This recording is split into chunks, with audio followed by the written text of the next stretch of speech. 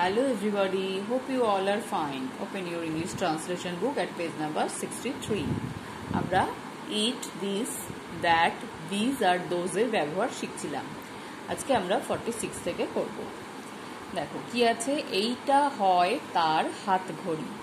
হাত ঘড়ি হচ্ছে রিস্ট ওয়াচ। এইটা এখানে আমরা ইট ব্যবহার করতে পারি, হয় মানে দিস, তার আমরা হারও বলতে পারি, হিজও বলতে পারি। তাহলে it is her wrist watch বা it is his wrist watch. ওই ছেলেটি হয় সৎ। সৎ ইংরেজি হচ্ছে অনেস্ট।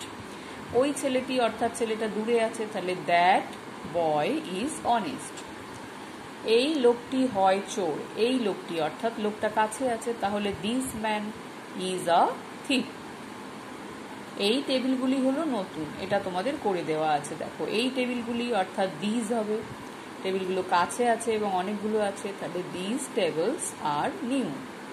এই চাটা হয় দামি। চা হচ্ছে টি আর দামি হচ্ছে এক্সপেন্সিভ, তাহলে দিস টি ইজ এক্সপেন্সিভ।